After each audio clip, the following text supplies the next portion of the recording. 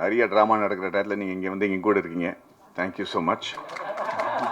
எங்கள் வாழ்க்கையில் எது ஒரு பெரிய ட்ராமாவாக இருக்குது. ஏன்னா இன்னும் 2 நாள் இந்த படம் ரிலீஸ் ஆக போகுது. அதுதான் பக்குன்னு நம்ம இருக்கோம்.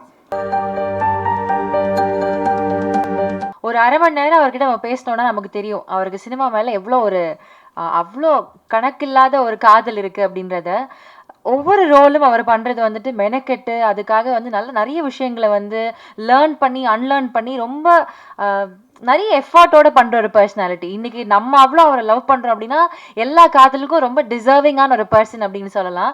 ஸோ வித் எவ்ரி ப்ராஜெக்ட் நம்ம புது புது விஷயங்கள் நம்ம வந்து அவர்கிட்ட இருந்து எடுத்துக்கிறோம். அதே மாதிரி லாஸ்ட்டாக வந்து ராக்கெட்ரி பண்ணுறப்போ சே என்ன ஒரு விஷயத்தை நமக்காக பண்ணியிருக்கிறாருல்ல அப்படின்னு ஒரு பெருமை நம்ம எல்லாருக்குமே இருந்தது. அந்த பெருமை வந்து திருப்பி இந்த ஜிடி நாயுடு படத்தில் திருப்பி வருது. One question to you sir, அது எப்படி தேடி தேடி நேஷனால வந்து தேர் ராங்ட் பீப்புள் அப்படின்னு சொன்னவங்களுடைய பயோபிக் எடுத்து நீங்கள் பண்ணுறீங்க. அட் த சேம் டைம் இவ்வளவு மெனக்கெடுதல் வந்து ஒவ்வொரு படத்துக்கும் பண்றப்போ it just feels very nice. இந்த மாதிரி ஒரு நடிகர் எங்களுக்கு இருக்கிறாங்க அப்படின்னு ரொம்ப பெருமையா இருக்கு. தேங்க்யூ. ப்ளீஸ் நீங்க வாங்க. உங்ககிட்ட இருந்து நாங்க ஜிடி நாயுடு பத்தி தெரிஞ்சுக்கணும் அப்படின்னு ஆசைப்படுறோம். வாங்க சார், ஓவர் டு யூ.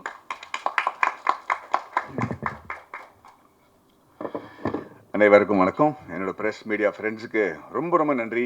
நிறைய ட்ராமா நடக்கிற டயத்தில் நீங்கள் இங்கே வந்து எங்கள் கூட இருக்கீங்க. Thank you so much. எங்கள் வாழ்க்கையில் எது ஒரு பெரிய ட்ராமாவாக இருக்குது. ஏன்னா இன்னும் 2 நாள் இந்த படம் ரிலீஸ் ஆக போகுது. அதுதான் பக்குன்னு நம்ம இருக்கோம். என்னோட டைரக்டர் வந்து இன்றைக்கி ஏற்கனவே அவர் பேசுனது கேட்டிருக்கீங்க. எவ்வளோ ஆர்வத்தோடு பேசுகிறார், எவ்வளோ இன்ஃபர்மேஷனோட பேசுகிறார் அப்படின்ட்டு. ஆனால் வெற்றி வேளாளர் பேசுகிற பேச்சு இன்றைக்கே பேசிட்டார் அவர்.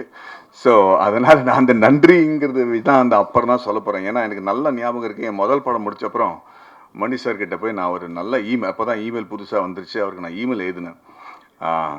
இந்த படம் பெரிய ஹிட் ஆகிடுச்சு, எல்லோரும் நல்ல பேர் புகழெலாம் கிடச்சிருச்சு. ஸோ மனசில் இருக்கிறதெல்லாம் அப்படியே ஒப்பி எழுதி 2-3 பேஜுக்கு 2-3 சைடுக்கெல்லாம் அந்த இமெயில் அனுப்பிச்சு ரொம்ப நன்றிங்க. ஒரு ஒரு பெரிய ப்ரொடியூசரால் கூட தான் மகனுக்கு இந்த மாதிரி ஒரு இன்ட்ரடக்ஷன் கொடுக்க முடியாது அப்படின்னு நிறைய விஷயங்கள் எழுதினேன். மணி சார் வந்து தான் படத்தில் வர வசனங்கள் மாதிரி 2 லைன் நான் பதில் சொன்னார். அவர் ஒன்றுனா தேவையில்லாத உன்னோட கிராட்டிடியூட் எல்லாருக்கும் சொல்லிட்டு தெரியாத, நான் உனக்காக எந்த உபகாரமும் பண்ணல, என் படத்துக்கு என்ன நல்லதோ அதான் நான் செஞ்சேன், அதே மாதிரி நீ படம் பண்ணும்போது அப்படி தான் செய்வேன் அப்படின்னு நம்புறேன்ட்டு இமெயில் நிறுத்திட்டாரு. ஸோ நானும் அதே மாதிரி இப்போது என்னோட நண்பர்களுக்கு இந்த டீமில் இருக்கிற யாருக்குமே நன்றி சொல்ல போகுது இல்லைங்க. அது நான் வெற்றி வாய்க்காக நான் வெயிட் பண்ணிட்டு இருக்கேன்னு நான் விக்ரம் வேதா டயத்தை கூட சொல்லியிருக்கேன். அதை நான் இப்போது அந்த மாதிரி ஒரு வாய்ப்பு கிடைக்குங்கிற நம்பிக்கையில் எல்லார்ட்டையும் தைரியமாக நான் நன்றி சொல்ல போவதில்லை. ஆனால் சில பேருக்கு நன்றி சொல்லி ஆகணும். ஜிடி நாயுடுங்கிற ஒரு படம் பண்ணுறதுக்கு முன்னாடி என் வாழ்க்கையில் சில ரியல் லைஃப் கேரக்டர்ஸ் அமைஞ்சிருக்காங்க. எனக்கே தெரியாமல், தெரிஞ்சோ தெரியாமலோ நிறைய பேர். ரங்தே பசந்தி பண்ணும்போது ஸ்குவாடனில் ரஜய் ராத்தோட, அதுவும் ஒரு ரியல் கேரக்டர் பேஸ் பண்ணி தான் இருந்துச்சு. குருங்கிற படம் பண்ணும்போது என்னோடய கதாபாத்திரம் அது ஒரு ரியல் லைஃப் கேரக்டர் பேஸ் பண்ணி இருந்துச்சு. அண்ட் ராக்கெட்ரி, அஃப்கோர்ஸ் துரேந்தர், அண்ட் இப்போ ஜிடி நாயுடு. சில கேரக்டர்ஸ் பண்ணும்போது நமக்கு பயம் இருக்காது. ஏன்னா அவங்களாம் based on a true character தான் இருக்கும். ஸோ அதோட படம் ஜெயிச்சிச்சுன்னா நல்லது, ஜெயிக்கலன்னா படத்தை பற்றி தான் எல்லோரும் பேசுவாங்க. ஆனால் ராக்கெட்ரிங்கிற ஒரு படம் பண்ணும்போது ஒரு உண்மையான உயிரோடு இருக்கிற ஒரு மனுஷனோட வாழ்க்கையை பற்றி நம்ம பேசிகிட்டு இருக்கோம். படத்தை நம்ம சரியாக எடுக்கலன்னு வச்சுக்கலாம், ஏற்கனவே இருக்கிற பிரச்சனைக்கு அது அதிகமான ஒரு பிரச்சனை ஆகிறதுக்கு வாய்ப்பு இருக்குது. அதனால் நான் ஏன் நன்றி சொல்ல விரும்புகிறேன்னா, முதல்ல GD Naidu sir, Rajkumar sir, Gopal sir, அந்த ஃபேமிலிக்கு. ஏன்னா இவங்க வந்து எங்களுக்கு வெறும் ஒரு படம் பண்ணுறதுக்கு வாய்ப்பு கொடுக்கல, ஜிடி நாயுடுன்னு ஒரு கதாபாத்திரத்தை பற்றி உலகத்துக்கு சொல்கிறதுக்கு ஒரு வாய்ப்பு கொடுத்துருக்காங்க. அது நம்ம கரெக்டாக பொறுப்போடு எடுத்துகிட்டு போய் சொன்னாதான் அவரை பற்றியான நல்ல விஷயங்கள் மக்களுக்கு தெரியும். அந்த படத்தை நம்ம சொதப்பிட்டோன்னா அது வந்து பாதிக்கக்கூடிய லெவலில் இருக்கும். அதை நான் இப்போவே சொல்லிடுறேன். அதனால் அந்த பயத்துலையும் அந்த மரியாதையோடையும் தான் எல்லாருமே இந்த படத்தில் வேலை செஞ்சுருக்காங்க. ஏன்னா we cannot afford to be wrong or inaccurate about such an impossibly unbelievable character like G.D. Naidu. So we took that very seriously. Sir, thank you very much for trusting us with the reputation of this man. And I hope that we do justice by him. இரண்டாவது வந்து நான் ஏன் நன்றி இதில் சொல்கிறேன்னா, இந்த விழாவில் மக்கள் வந்து இந்த படத்தை ஏன் பார்க்கணும், அதை பற்றி தான் நான் இப்போ பேச விரும்புகிறேனே தவிர நன்றி அப்புறம் நான் சொல்லிக்கிறேன். பட் ஏன் இப்போ இந்த நன்றி சொல்லணும்னா, இதுலேயும் ஏன் மக்கள் வந்து படத்தை பார்க்கணுங்கிறது இருக்குது. அது அடுத்தது வந்து அரவிந்த் சார். அரவிந்த் சார் நானும் எப்போ பார்த்தாலும் அப்படியே உட்காந்துருப்பார், தூங்கிட்டு இருக்கிற மாதிரி இருப்பார். அண்ணா எல்லாத்தையும் கேட்டுருப்பார் அவர். நானும் அவரும் கிட்டத்தட்ட 23 வருஷமாக ஒரு ஃப்ரெண்ட்ஸாக நான் இருந்திருக்கோம். என்ஜினியரிங் மேலே எனக்கு எவ்வளோ ஆர்வம் இருக்கோ அதுக்கு 10 மடங்கு மேலே அவருக்கு நாலேஜும் இருக்குது, ஆர்வமும் இருக்குது. நான் என்ஜினியர் கிடையாது, நான் என்ஜினியரிங் படிக்கல, ஆனால் இன்ஜினியரிங்கோட மிகப்பெரிய ஃபேன். அதனால் எனக்கு என்னோட எக்ஸைட்மெண்ட்டுக்கு வந்து ஒரு துணையாக இருந்தது வந்து அரவிந்த் சார் தான்.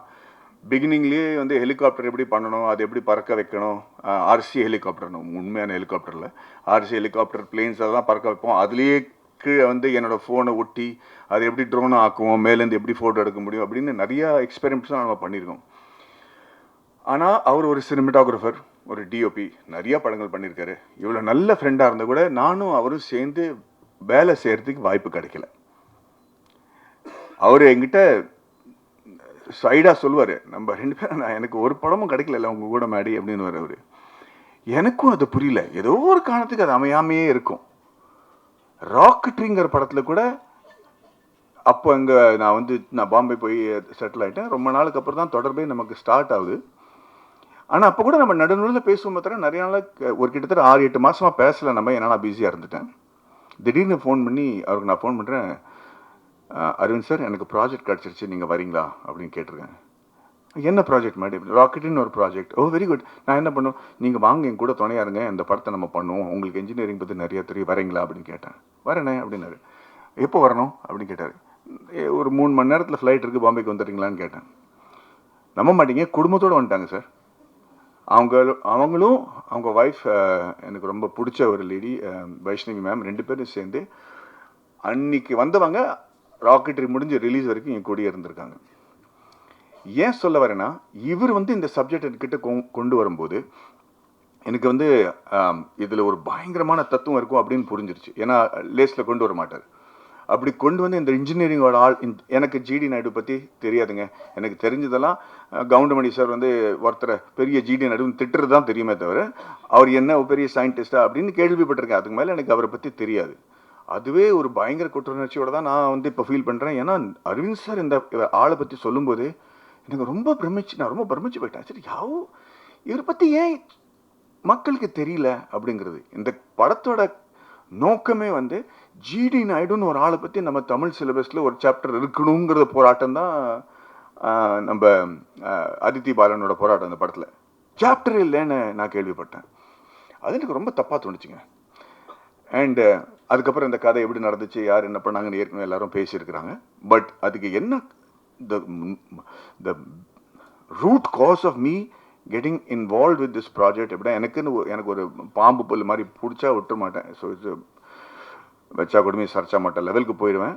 அதுதான் இந்த படத்தில் எனக்கு நடந்துச்சு. ஏன்னா அந்த கதை கேட்ட உடனே ரியலைஸ், இந்த ஆளை பற்றி ஏன் மக்களுக்கு தெரியல, ஏன் நம்ம இந்த மாதிரி ஒரு மிகப்பெரிய மேதையை நம்ம பொத்தி வச்சிருக்கோம், யாருக்குமே ஒன்றும் தெரியாது. சத்யராஜ் சார் சொன்ன மாதிரி வெளிநாட்டில் போய் ஒரு சின்ன பாறாங்கல்லுக்கு ஏதாவது ஒரு டிஸ்கிரிப்ஷன் கொடுத்து அதை ஒரு டூரிஸ்ட் அட்ராக்ஷன் ஆக்கி வச்சு கொண்டாடிடுவாங்க ஒரு கிராமத்தில். நம்ம போயிருக்கோம் நிறைய வாட்டி பார்த்து, என்னடா இதில் இந்த மாதிரி நம்ம நாட்டில் மூளைக்கு மேலே இருக்குது, இது இப்படி பெரிய டூரிஸ்ட் அட்ராக்ஷனாக பண்ணி வச்சுருக்காங்களே நம்ம நிறைய வாட்டி யோசிப்போம். ஆனால் இந்த மாதிரி ஆளுங்க நம்மக்கிட்ட இருக்காங்க, அவங்கள பற்றி தெரியாமல் இருக்கிறது ரொம்ப பெரிய விஷயம். ஸோ அவரை பற்றி ஏன் தெரியணும்? ஏன்னா இன்றைக்கி நடக்கிற பல விஷயங்கள் அவர் அன்றைக்கே பண்ணிட்டார்.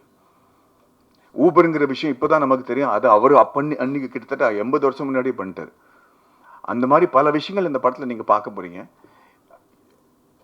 இதை பற்றி இப்போ நீங்கள் அப்படி திரும்பி பின்னோக்கி பார்க்கும்போது, இவரை பார்த்து தான் இவங்க கற்றுக்கிட்டாங்களா, பில்கேட்ஸ் இவரை பார்த்து தான் கற்றுக்கிட்டாரா அப்படிங்கிற ஒரு ஃபீலிங்கே நமக்கு வரும். ஏன்னா அவர் பில்கேட்ஸ் செஞ்ச பல விஷயங்கள் இவர் செஞ்சுருக்காரு.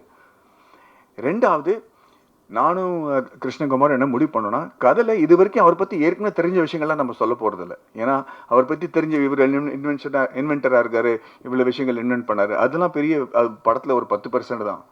ஆனால் இவர் என்ன மாற்றங்கள் கொண்டு வந்த முயற்சி செஞ்சார், அந்த மாற்றங்கள் இஸ் இன்க்ரெடிபிளுங்க.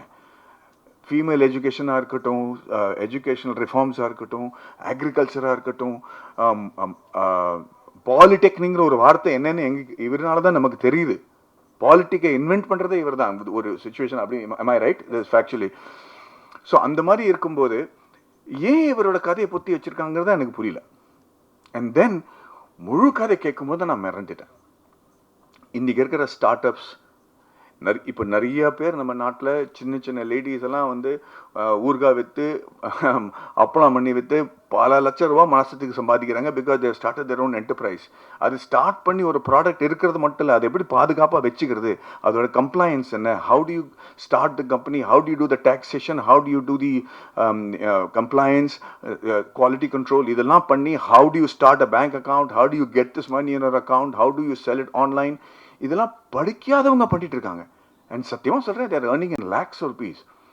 பட் அவங்களோட அந்த ஊர்காய் செய்கிற திறமைக்கு தவிர இந்த ஆண்டர்பிரினர்ஷிப் எப்படி பாதுகாப்பாக வச்சுக்கணும், எது இந்த கம்பெனி நம்மகிட்ட யாரும் எடுத்துகிட்டு போகக்கூடாது, இந்த மாதிரி பல விஷயங்கள் இருக்கு இல்லையா, அதெல்லாம் அவர் அப்போவே செஞ்சு வச்சுருக்காரு.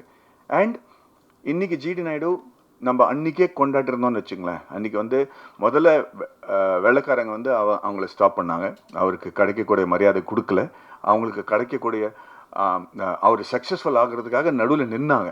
ஆனால் இந்த படத்தோட டேக்லைனே வந்து feared by the British and forgotten by his countryman. ஏன் ஃபியர் பண்ணாங்கிறது கூட நீங்கள் பார்க்கணும். ஏன்னா என்றைக்கும் அவர் பிரிட்டிஷ்காரன் பண்ணிட்டு தலை குனியவே இல்லை. பிரிட்டிஷ்காரங்க ஜிடி நாயுடு பொறுத்த வரைக்கும் ஜெயிக்கவே முடியலைங்க. கடைசி வரைக்கும் அவங்க நாட்டை விட்டு ஓட்டுற வரைக்கும் அவங்களால ஜிடி நாயுடுக்கு ஒன்றுமே செய்ய முடியல. ஆனால் அதுக்கப்புறம் வந்த பிரச்சனை தான் இன்னும் வருத்தமாக இருந்துச்சு. நம்ம ஆளுங்களே போட்டு அவரை ஸ்டாப் பண்ணிட்டாங்க. ஏன்னா அவர் இன்னைக்கு நம்ம ஸ்டாப் பண்ணலன்னு வச்சுக்கலாம், Coimbatore would be one of the biggest industrial hubs in the world. அந்த காலத்திலேயே ஒரு மிகப்பெரிய கம்பெனி கோயம்புத்தூருக்கு வந்து இன்னைக்கு கோயம்புத்தூரோட கதையே வேறையாக இருந்திருக்கும், இந்தியாவோட கதையே வேறையாக இருந்திருக்கும். அந்த காரணத்துக்காக தான் இந்த படம் பார்க்குறது இம்பார்ட்டண்ட்டுங்க. ஸோ ஐ எம் செகண்ட்லி ஒரு ரெண்டாவது நன்றி நான் சத்யராஜ் சார், ஜெயராமன் சார் ரெண்டு பேருக்கும் சொல்லணும். பிகாஸ் அவங்க ரெண்டு பேரும் மேதைங்க. ஒரு சின்ன குழந்தையோட ஆர்வம் எப்படி இருக்கும் தெரியுமா, ஒரு புதுசாக எதாவது பார்க்கும்போது, ஒரு ஜூக்கோ சர்க்கஸோ போகும்போது அந்த கண்ணில் ஒரு ஆர்வம் இருக்குல்ல, அதுக்கு மேலே இருக்க ஆர்வத்தோடையும் எனர்ஜியோடையும் செட்டில் வந்து என்றைக்குமே நம்ம இவ்வளோ பெரிய எக்ஸ்பீரியன்ஸ்ட் ஆர்டிஸ்ட்டுங்க அப்படின்னு காட்டாமல் எல்லாருக்கும் ஒரு இடம் கொடுத்து, எந்த சீனில் பக்கத்தில் கம்முன்னு நிற்கணுமோ அந்த சீனில் பக்கத்தில் கம்முன்னு தான் நிற்கிறாங்க. ஒரு இந்த மாதிரி சீனியர் ஆர்டிஸ்ட்டுக்கு அந்த மாதிரி ஒரு மெச்சூரிட்டி பார்த்தோன்னா நம்ம எல்லாருமே செட்டில் புரிஞ்சுக்கிட்டோம். This is the what commitment level means. So உங்கள் வயசில் கூட நான் இந்த மாதிரி கமிட்டடாக இருக்கணுங்கிற ஒரு வேண்டுகோளோடு நான் உங்களுக்கு நன்றி சொல்கிறேன் சார். யார் look at how young is looking, is giving a run for the money to all young actors.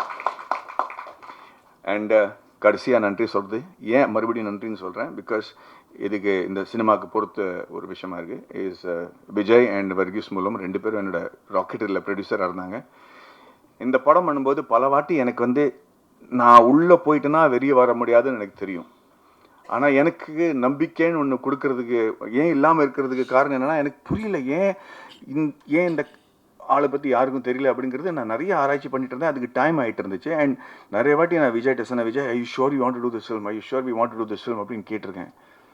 எனக்கு என் மேலே எவ்வளோ நம்பிக்கை இல்லையோ அதை விட பல மடங்கு அதிக நம்பிக்கை விஜய்க்கு என் மேலே இருந்திருக்கு. அதுக்காக ரொம்ப நன்றி விஜய், தேங்க்யூ மேன். என்னை பற்றி என்னையே வந்து கற்றுக்க வச்சுட்டாரு. ஸோ ஐம் அண்ட் அதுக்கு காரணம் the reason I'm saying is, ஏன் இந்த படம் பண்ணக்கூடாதுன்னு நான் சொல்லிட்டு இருக்கிறதுக்கு காரணமே இதுதான். ஏன்னா ஏதோ ஒரு மனசில் நெடுக்கலாக இருந்துச்சே இருந்துச்சு, ஏன் why is people not talking about him, and I just couldn't find the reason. I just do not know why we didn't celebrate him, and that was making me very insecure. And finally பாட்காஸ்ட்னு சொல்லிட்டு இருப்பார்ல நம்ம இயக்குனர், ஒரு he's become not just my director but a very close family மாதிரி. But படம் ஒத்துக்கிறதுக்கு காரணமே இந்த மாதிரி ஒரு பாட்காஸ்ட் தான். இப்படி ஒருத்தர் கதை சொன்னாங்கன்னு வச்சுங்களேன், எப்படிங்க நம்ம பண்ணாமல் இருக்க முடியும். இதை பற்றி கவலைப்படாத, இன்னும் 4 மணி நேரத்தில் படம் பார்க்க போகிறாங்க. ஸோ அது இதில் நிறைய மாற்றங்கள் இருக்குது, பேரெல்லாம் மாற்றிருக்கோம் நம்ம, அதனால் ஏன்னா அந்த சென்சாரோட மேட்டர்லாம் இருக்குது. பட் இரியா உன் குரல்லாம் எனக்கு ராத்திரி கூட கேட்குது. ஸோ அந்த மாதிரி ப்ரெப் இருக்கும்போது எந்த நடிகனாலையும் இல்லைன்னு சொல்ல முடியாது. ஸோ இந்த வாய்ப்பு எனக்கு கிடச்சதுக்கு நான் வந்து ரொம்ப பெருமைப்படுறேன். காந்தின்னு ஒரு படம் சொன்னால் நீங்கள் வந்து பென் கிங்ஸ்லி பற்றி தான் யோசிப்பீங்க. பிகாஸ் இல்லை நம்ம வந்து அன்றைக்கி நம்ம பேசிட்டு இருக்கோமோ வீரபாண்டிய கட்டபொம்மன்னா நமக்கு வந்து சிவாஜி கணேசன் சார் தான் ஞாபகம் வருவார். அது ஒரு பெருமையோட ஒரு பொறுப்பு கூட தான். So I hope that with GD Naidu I have done justice to one great legendary man. and be my honor. Thank you very much. வணக்கம், நன்றி. இன்னும் 3 மணி நேரத்தில் படம் ஸ்டார்ட் ஆக போது. நீங்கள் சீக்கிரம் கிளம்பி போய் ஃபேமிலியோட திருப்பி வந்துருங்க, படம் பாருங்க please. Thank you. Check. Thank you, sir. Thank you so much.